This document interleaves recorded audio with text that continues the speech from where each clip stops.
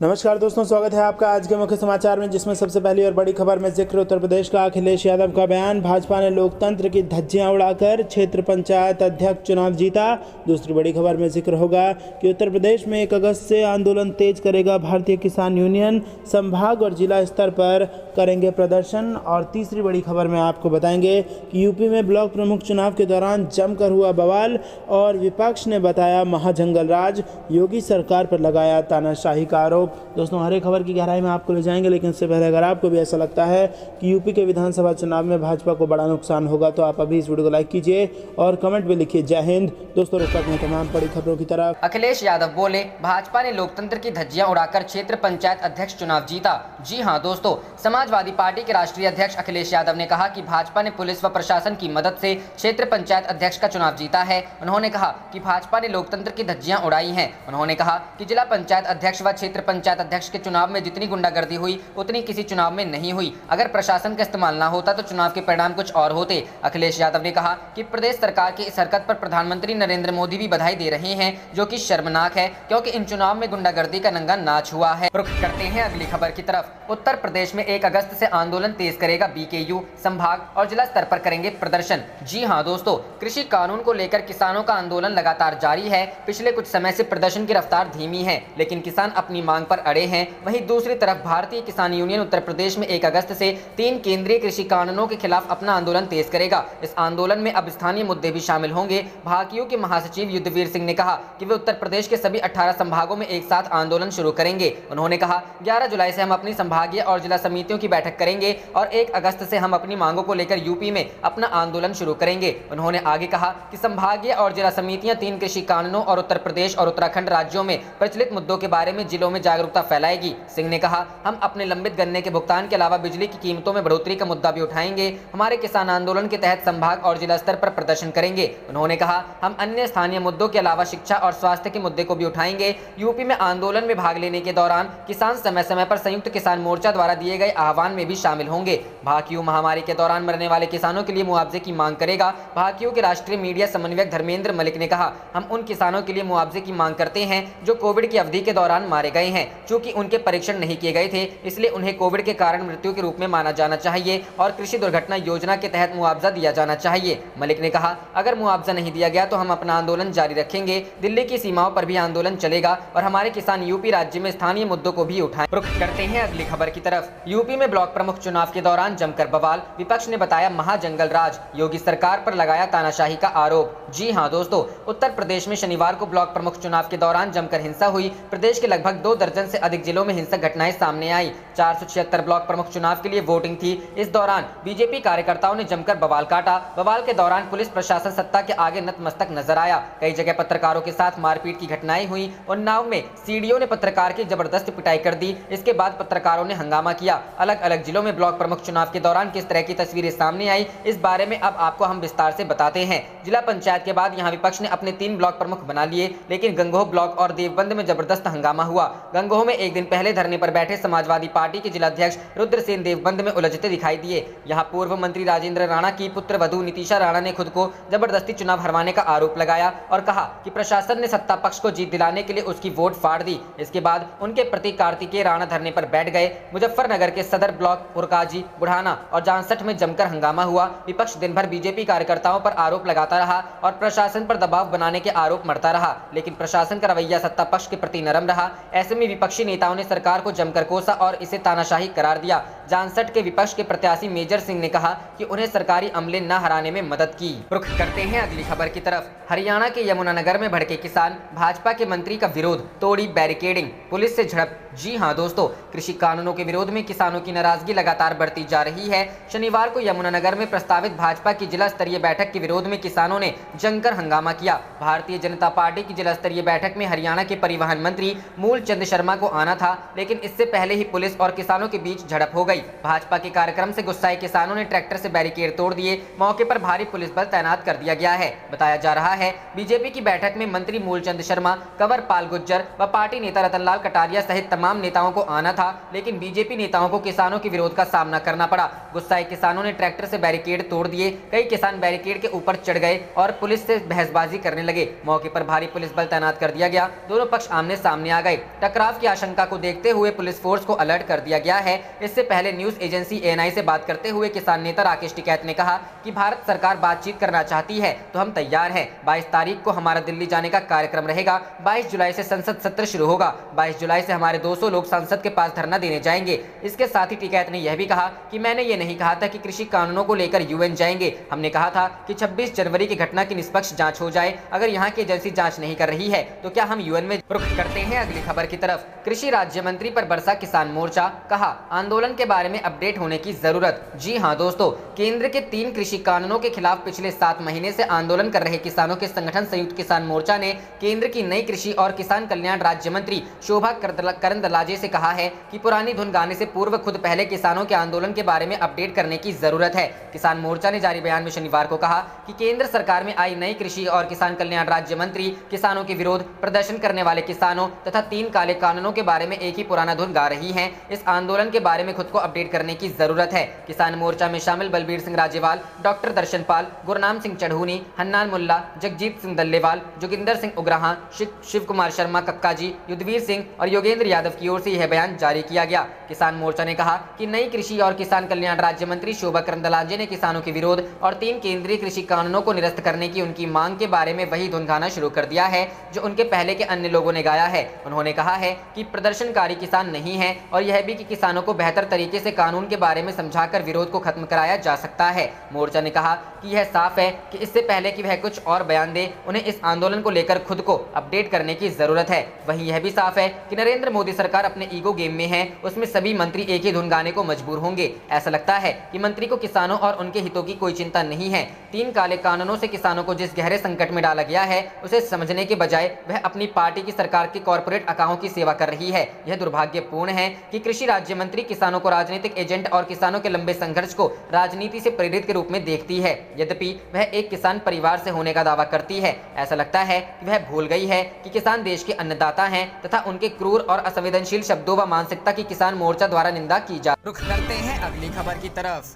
कृषि कानूनों के मुद्दे को संयुक्त राष्ट्र में ले जाने को लेकर राकेश टिकैत का यू टर्न। जी हां दोस्तों, केंद्र सरकार द्वारा लाए गए कृषि कानूनों के खिलाफ किसानों का आंदोलन जारी है। किसान यूनियन के नेता राकेश टिकैत ने एक बार फिर दोहराया है कि अगर केंद्र कृषि कानूनों पर चर्चा चाहता है तो हम बातचीत के लिए तैयार हैं। इसी बीच उन्होंने कृषि कानूनों के मुद्दे को संयुक्त राष्ट्र में ले जाने की बात पर सफाई भी दी है।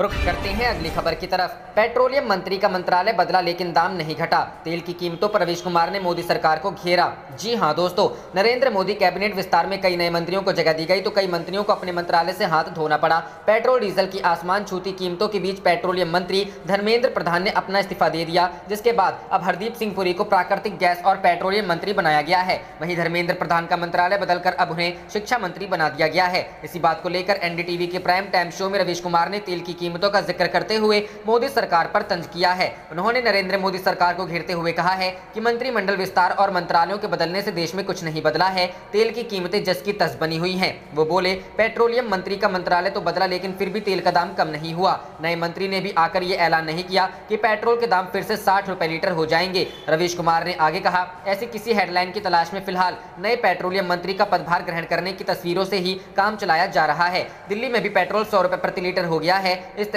तरह से जो जहां था वहीं पर है। अब आपने बता दें कि कैबिनेट विस्तार में कानून मंत्री रहे रविशंकर प्रसाद का मंत्रालय भी उनसे छीन गया, जिसे लेकर भी रवीश कुमार ने तंज किया था। उन्होंने अपने एक सोशल मीडिया पोस्ट में लिखा कि रविशंकर प्रसाद को तो इनाम मिलना चाहिए था। रवीश कुमार ने लिखा, रविशंकर प्रसाद के बिना राहुल गांधी की आलोचना सुनसान हो जाएगी, उन्हें इनाम मिलना चाहिए ताकि अमेरिका तक को यह संदेश जाता कि मोदी के मंत्री किसी से डरते नहीं। ट्विटर और रविशंकर प्रसाद के बीच कुछ समय पहले हुए विवाद पर तंज कसते हुए रवीश कुमार ने लिखा कि एक मंत्री जो पिछले कई दिनों से ट्विटर जैसे बहुराष्ट्रीय कंपनी में अपना मैनेजर रखवाने बनवाने के लिए संघर्ष कर रहा था, हर दिन ट्विटर को धमका रहा था, उसे बर्खास्त किया जाना अच्छा संकेत नहीं है। स्वास्थ्य मंत्री रहे हर्षवर्धन को भी पद से हटाए जाने पर रवीश कुमार की तंज किया था। अपने सोशल मीडिया पोस्ट में रवीश कुमार ने लिखा था कि कोरोना के दौर में मोदी सरकार से तरफ से हुई लापरवाही को अब पद से मुक्त हो चुके स्वास्थ्य मंत्री बाहर ला दें। उन्होंने लिखा था कि डॉक्टर हर्षवर्धन ऐसा नहीं करे। रुख करते हैं अगली खबर की तरफ। ब्लॉक प्रमुख चुनाव में भाजपाइयों ने किया जमकर बवाल, एसपी सिटी को मारा थप्पड़। जी हां दोस्तों, उत्तर प्रदेश के इटावा जिले के बड़पुरा ब्लॉक प्रमुख के चुनाव में मतदान में भाजपा कार्यकर्ताओं ने जबरदस्त फायरिंग की, जिसे रोकने की कोशिश में पहुंचे एसपी सिटी प्रशांत कुमार को एक भाजपा नेता ने थप्पड़ मार दिया। इससे गुस्साई पुलिस ने आंसू गैस के गोले छोड़े। बवाल के चलते 1 घंटे तक मतदान भी प्रभावित रहा। इटावा में बड़पुरा ब्लॉक में प्रमुख का चुनाव भाजपा व सपा दोनों के लिए ही प्रतिष्ठा बना हुआ था। सपा की ओर से सपा एमएलसी राकेश यादव के भतीजे आनंद यादव टंटी प्रत्याशी हैं, जबकि भाजपा की ओर से गणेश राजपूत हैं। भाजपा विधायक सरिता भदौरिया, जिला अध्यक्ष अजय ठाकरे का गृह ब्लॉक होने से इस सीट पर भाजपा भी प्रतिष्ठा लगी है। जानकारी के अनुसार शनिवार की दोपहर में 1 बजे ब्लॉक परिसर में मतदान हो रहा था, तभी कुछ बीडीसी आए तो भीड़ उपद्रव करने लगी। उपद्रव रोकने पहुंचे एसपी सिटी प्रशांत कुमार को किसी भाजपा नेता ने थप्पड़ मार दिया।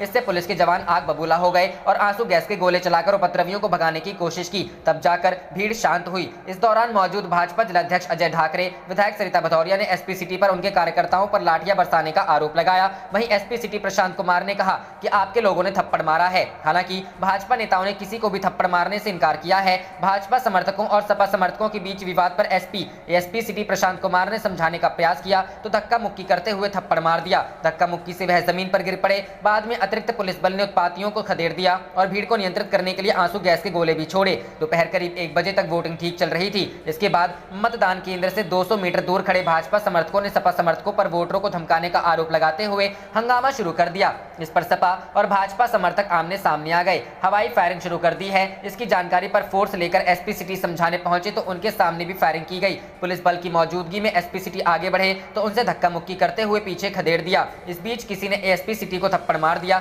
जिससे वह जमीन पर गिर गए। जिलाधिकारी श्रुति सिंह और एसएसपी डॉक्टर ब्रजेश कुमार सिंह मौके पर पहुंचे तो उनके सामने भी हवाई फायरिंग की गई। डीएम एसएसपी ने पुलिस बल की मदद से भीड़ को पीछे खदेड़ा। पुलिस अफसरों की सदर विधायक सरिता भदौरिया और भाजपा जिलाध्यक्ष अजय प्रताप से तीखी बहस भी हुई। सरिता भदौरिया का आरोप था कि सपा के लोगों ने सदस्यों को धमकाया है। एसएसपी डॉक्टर ब्रजेश कुमार सिंह ने बताया कि मतदान के दौरान बाहर उपद्रवियों ने फायरिंग व बवाल किया। रुख करते हैं अगली खबर की तरफ। मंत्री बनते ही सिंधिया का मिला ये खास टास्क। हाईकोर्ट ने कहा पहला काम यही होना चाहिए। जी हां दोस्तों, कांग्रेस छोड़कर भाजपा में आए ज्योतिरादित्य सिंधिया को प्रधानमंत्री नरेंद्र मोदी की कैबिनेट में नागरिक उड्डयन मंत्रालय दिया गया है और मंत्री बनते ही सिंधिया को बॉम्बे हाईकोर्ट ने पहला काम भी सौंप दिया है। बॉम्बे हाईकोर्ट ने कहा है कि नागरिक उड्डयन मंत्रालय हवाई अड्डों के नामकरण और नाम बदलने को लेकर एक पॉलिसी तैयार करे। दरअसल हवाई अड्डों के नामकरण को लेकर एडवोकेट फिल्जी फ्रेडरिक ने एक जनहित याचिका दायर की थी, जिस पर सुनवाई करते हुए शुक्रवार को हाईकोर्ट ने नागरिक उड्डयन मंत्रालय को यह निर्देश दिया। अपने निर्देश में हाईकोर्ट ने क्या कहा? याचिका पर सुनवाई करते हुए बॉम्बे हाईकोर्ट के chief justice Dipankar Datta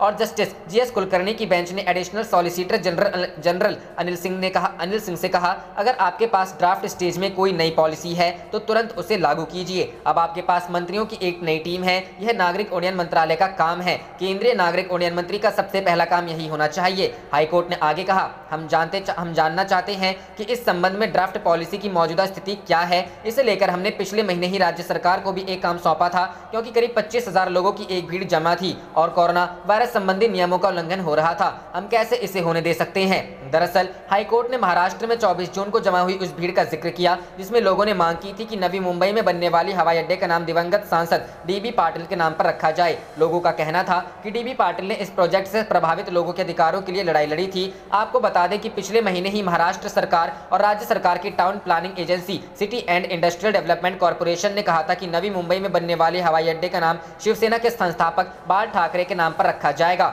high court ने शुक्रवार को ही सुनवाई के दौरान कहा कि 2016 में एक ड्राफ्ट पॉलिसी तैयार की गई थी जिसमें हवाई अड्डों का नाम व्यक्तियों के बजाय शहरों के नाम पर रखने की बात शामिल थी। इस मामले पर अब अगली सुनवाई 16 जुलाई को होगी। रुख करते हैं अगली खबर की तरफ। पारस के कैबिनेट मंत्री बनने पर चिराग ने ताना मारा, कहा परिवार तोड़कर पाया लक्ष्य, लड़ाई से पीछे नहीं हटूंगा। जी हां दोस्तों, लोक जनशक्ति पार्टी के नेता चिराग पासवान ने पार्टी से बगावत करने वाले अपने चाचा पशुपति कुमार पारस को शनिवार को ताना देते हुए कहा कि उन्होंने परिवार को तोड़कर यह लक्ष्य पाया है। चिराग ने व्यंग्य कसते हुए चाचा को कैबिनेट मंत्री बनने पर बधाई भी दी। लोकसभा में लोजपा के नेता के रूप में पारस की नियुक्ति को चुनौती देने वाली याचिका दिल्ली हाईकोर्ट द्वारा खारिज किए जाने के बाद चिराग ने स्पष्ट किया, मेरे दिवंगत पिता द्वारा खून पसीने से सींचे गए दल को वापस पाने की लड़ाई से मैं पीछे नहीं हटूंगा। बिहार के मुख्यमंत्री नीतीश कुमार का परोक्ष संदर्भ देते हुए चिराग ने कहा, मैं पार्टी पर ऐसे लोगों का वर्चस्व नहीं होने दूंगा जो अपनी महत्वाकांक्षा के कारण ऐसे लोगों की गोद में जाकर बैठ गए हैं जिन्होंने मेरे पिता की जयंती पर एक ट्वीट तक नहीं किया। चिराग ने पहले भी संदेह जताया है कि नीतीश कुमार ही लोजपा में हुई फूट का कारण है। जमुई से सांसद चिराग ने भाजपा से मोहभंग होने का भी संकेत दिया। गौरतलब है कि प्रधानमंत्री नरेंद्र मोदी के प्रति पूर्ण आस्था दिखाने के बावजूद भाजपा ने लोजपा के संकट के दौरान मुंह नहीं खोला है। यह पूछने पर कि क्या वह खुद को मोदी का हनुमान मानते हैं, चिराग ने अप्रत्यक्ष रूप से जवाब दिया कि यह सवाल चुनाव नजदीक आने पर पूछे जाने वाला है। अपने पिता के पहले विवाह वाले परिवार के साथ संपर्क करने के प्रयास में जुड़े 38 वर्षीय चिराग ने कहा, मैं बहुत भावुक महसूस कर रहा हूं। मेरे पिताजी की मौत और परिवार के सदस्यों की धोखेबाजी के बीच कुछ रिश्तेदार हमारे साथ भी आए। आशीर्वाद यात्रा के लिए सोमवार से राज्य में मौजूद चिराग खगड़िया जाकर अपनी सौतेली मां और बहन से मिले और अपने परिवार के साथ संबंधों को बेहतर बनाने की कोशिश की। चिराग ने कहा, मैं कोई कानून विशेषज्ञ नहीं हूं। राष्ट्रीय राजधानी में अपनी कानूनी टीम के साथ भेंट होने से पहले मैं दिल्ली उच्च न्यायालय के फैसले पर कोई टिप्पणी नहीं करूंगा, लेकिन मैं हार नहीं मानने वाला। रुख करते हैं अगली खबर की तरफ। 22 जुलाई से हमारे 200 लोग संसद के पास देंगे धरना, सरकार से बातचीत के लिए हम तैयार, राकेश टिकैत। जी हां दोस्तों, कृषि कानूनों के खिलाफ किसानों का आंदोलन अभी भी जारी है। वहीं किसान नेता राकेश टिकैत ने शनिवार को कहा कि भारत सरकार बातचीत करना चाहती है तो हम तैयार हैं। साथ ही कहा कि 22 जुलाई से हमारा दिल्ली जाने का कार्यक्रम रहेगा। 22 जुलाई से संसद सत्र शुरू होगा और 22 जुलाई से हमारे 200 लोग संसद के पास धरना देने जाएंगे। वहीं राकेश टिकैत ने संयुक्त राष्ट्र में नए कृषि बिलों का मुद्दा उठाए जाने पर कहा कि मैंने ये नहीं कहा था कि कृषि कानूनों को लेकर संयुक्त राष्ट्र जाएंगे। हमने कहा था कि 26 जनवरी की घटना की निष्पक्ष जांच हो जाए। अगर यहाँ की एजेंसी जांच नहीं कर रही है तो क्या हम संयुक्त राष्ट्र में जाएं? इससे पहले गुरुवार को TV9 भारतवर्ष से खास बातचीत में राकेश टिकैत ने पूछा कि सरकार मंडियों के द्वारा 1 लाख करोड़ रुपए कैसे पहुंचाएगी? ये अनाज के पैसे तो दे नहीं रहे हैं। सरकार मंडियों को लोन देने की संस्था कैसे बनाएगी? सरकार दिल्ली में बैठकर ही ये बात बोलती है। उन्हें नहीं पता होगा कि गाँव में किसान आज अनाज की ट्रॉली लिए घूम रहे हैं, MSP पर खरीद नहीं होती। टिकैत ने कहा कि अब तक मुश्किल से कुल अनाज की 40% खरीद हुई होगी। वहीं किसान से सस्ते में अनाज खरीदकर FCI को जाता है। टिकैत ने कहा कि नारियल बोर्ड का CEO अब प्राइवेट आदमी बनेगा, वो भी सरकार का चहेता होगा, ऊपर से नोमिटेड होगा। टिकैत ने कहा कि पहले बोर्ड में 4 मेंबर थे और अब 6 मेंबर बना दिए जाएंगे और ये सभी मेंबर केंद्र के लोग होंगे। उन्होंने कहा कि संस्थाओं में पूरी तरह से फेरबदल करना एक तरह से संस्थाओं पर कब्जा करना है। पूरे देश में संघ के लोगों को बिठाया जाएगा। वहीं राकेश टिकैत ने आंदोलन खत्म करने और बातचीत पर कहा कि कृषि मंत्री नरेंद्र सिंह तोमर कंडीशनल बात तो नहीं करेंगे, वो हमारे एडवाइजर नहीं है। जो वो कहेंगे कि प्रावधानों पर बात कर लो, आंदोलन खत्म कर लो। जब पहले ही कंडीशन लगा दी कि कानून खत्म नहीं होंगे तो काहे की बातचीत करें वो? इन हालातों में नहीं लगता कि सरकार बातचीत करना चाहती है। रुख करते हैं अगली खबर की तरफ। सुप्रीम कोर्ट ने यूपी सरकार से कहा, CAA प्रदर्शनकारियों को भेजे गए नोटिस पर ना करे कार्रवाई। जी हां दोस्तों, सुप्रीम कोर्ट ने शुक्रवार को उत्तर प्रदेश सरकार से कहा कि वह राज्य में CAA विरोधी आंदोलनों के दौरान सार्वजनिक संपत्ति के हुए नुकसान की भरपाई के लिए जिला प्रशासन द्वारा